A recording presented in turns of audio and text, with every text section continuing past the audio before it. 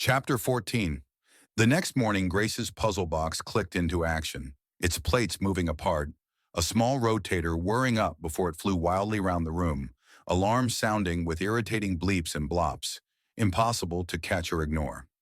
Surfacing from her dream, Grace felt as though she'd come to know 87, this ego of hers, a personality of its own, making her ever more curious as to how her mind could paint in such vivid detail. Things she never knew. Rubbing tired eyes, Grace rummaged in a drawer beside her bed as the alarm continued.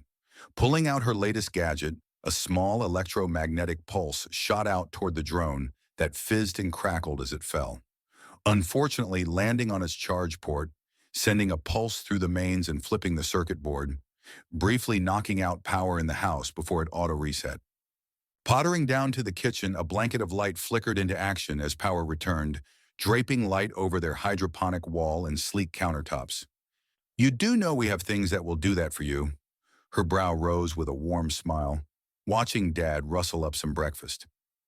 He was overworked as it was, but he smiled and continued. Although busy, he didn't just make time for menial tasks, he turned them into moments. Something precious, lasting. "Then what would I do with myself?" "Oh, I don't know," she mused, smiling at the green tea that print. "Get some sleep?" Virtually everything could run automatically at home, from meal prep, security, cleaning, to heating and lighting. But Dad preferred to do it himself, given half a chance, much to Mum's annoyance. Right now, the smell of warm, buttered toast and smoked salmon wafted over, and Poppy, their little Roblox assistant, spun about at her feet, whirling up crumbs. It was Grace's favorite setting, and though Mum couldn't abide pets, the family setting included a puppy feature. Not even Aaron could say no to that. A pet that left the house clean and more hygienic than before. Even she'd become incredibly fond of Poppy. Grace perched at the kitchen island, tucking into Eggs Benedict, which Dad had plated up, their little robotic pup mopping up under her feet, while Dad topped his own with a final sprinkle of chives. "There," he smiled, standing back to admire it. Grace watched steam dance up, her thoughts twirling round with 87's. He gave his life to protect his creation. There's a poetry and symmetry to it all. There's no point. Refine your own code. Everything and nothing you do matters here. Reverse component iterations. Her mouth firmed. "What's troubling you?" Dad's eyes puzzled over his little girl, having note the furrow lining her brow. "You don't have to do it, the audition. I know it's not your thing." The audition. Thoughts of 87 flew out the window. Lord, she forgot about that. "Grace? It makes her happy." Grace shrugged, tucking into breakfast. Not much makes her happy these days. Besides, Mum was taking an interest in her, and in truth, Grace liked that.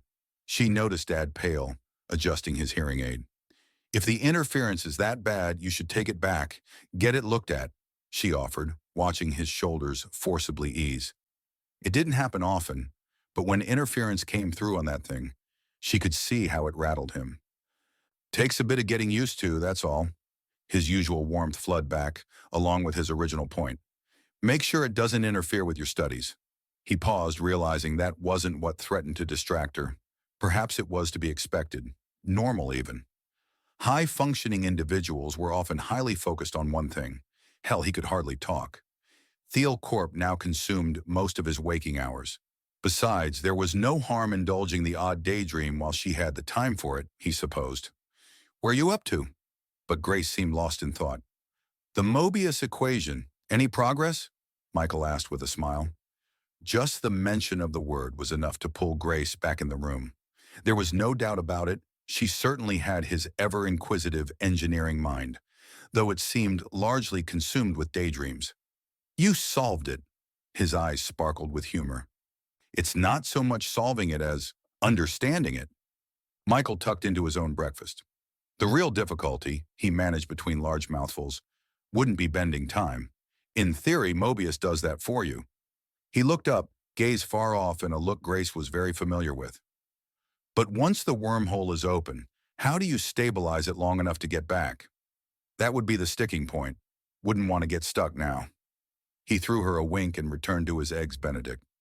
Oh, to have the time for daydreaming all things quantum. Grace had perhaps a little too much. Finishing his plate, he popped it in the sink and watched its smart material dissolve and filter through to the cupboard below, where the plate, now clean, had reformed. "Call me old-fashioned," he muttered, disapproving eyes having left the plate. "But I prefer the old days and my old ways." A smile tugged at the corner of his mouth, hearing her echo along. "You would too, if you were there." He finished with a chuckle, watching her gestures lovingly mirror his own. Oh, to be so predictable, in both a personal and a generational sense. He wasn't sure what to make of that, though from Grace's expression, it seemed to be a good thing.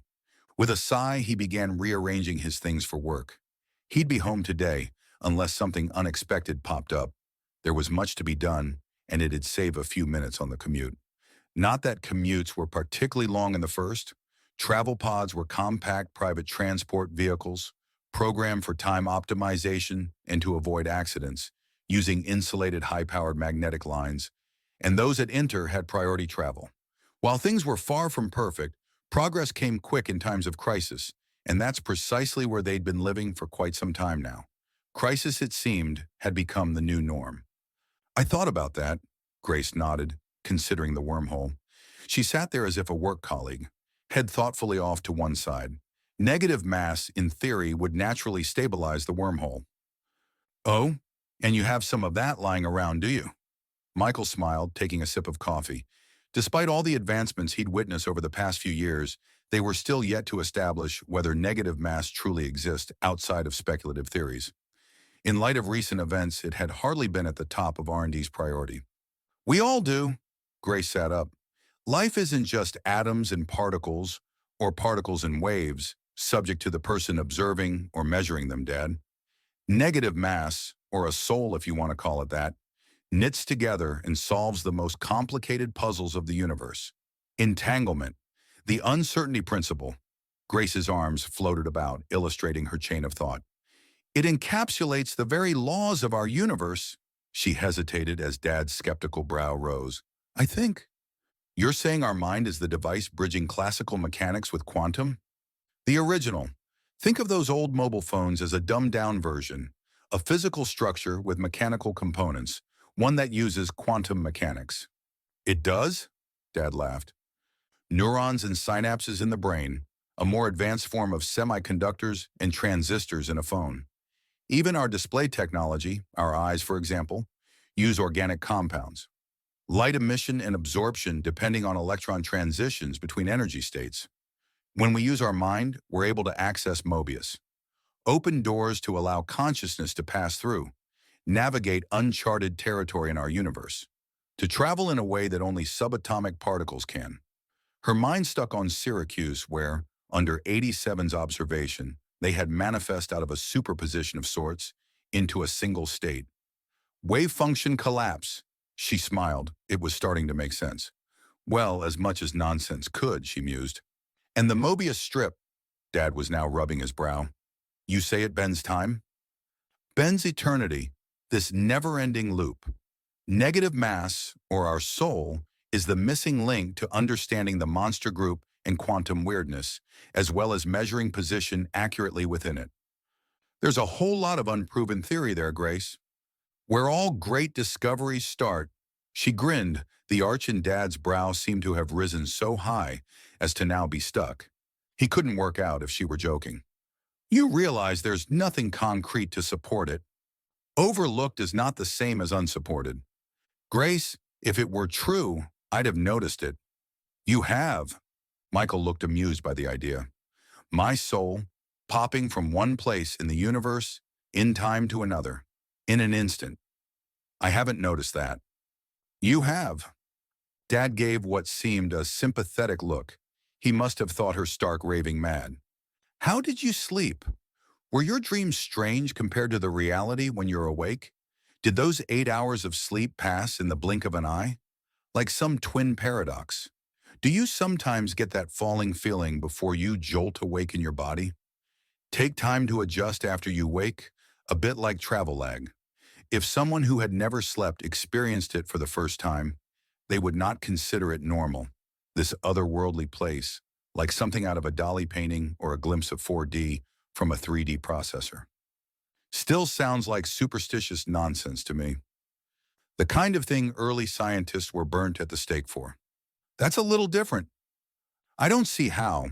Some people, some of those incredibly bright minds you mentioned, did make powerful connections between the laws of nature and the universe which others didn't understand. Frightened people attacked it. Others labeled it superstitious nonsense. It's the same today for quantum weirdness.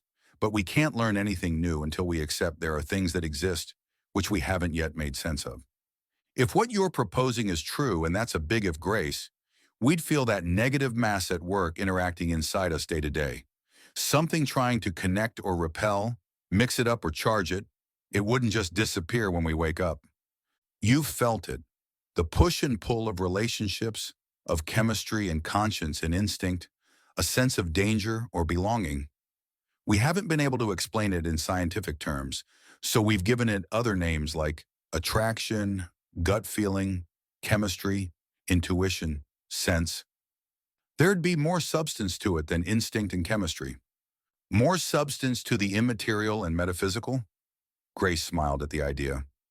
And what about music? Music? Grace gave a nod.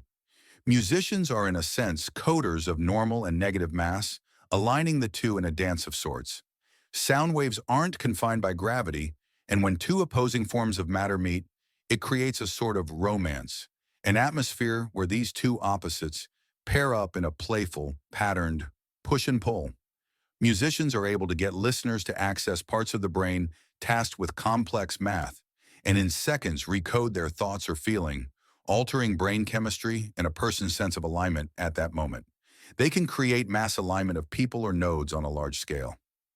Michael remained silent. In truth, he hadn't given it much thought, and it certainly wasn't his area of expertise. The foundation for a sound theory's there, she grinned at her dad joke. Still, if an external source, a musician, can utilize our mind, recode our negative mass, alter brain chemistry and our physical state, just think what we can do from the inside. The corner of Michael's mouth twisted to a smile as he watched his daughter's mind churn with infinite possibilities, bridging subatomic particles, quantum entanglement to bending time. Even if we have found the missing link allowing us to bridge the two, if we contain negative mass, there's no way to know if time and space conform to the principles of a Rosen bridge. My dear, not yet. But he couldn't deny the idea intrigued him. She could see it, unconvinced, but intrigued. It frustrated her that, even now during a time of hypergrowth and development, the brightest minds still focused on developing clunky traditional materials, rather than studying things nature perfected hundreds of years ago to develop more efficient and beneficial systems. From photosynthesis and their own less than impressive solar power storage solutions to their clunky glass hydrodome that now replaced their once protective atmosphere. But that was all they had time for as Mum stormed in.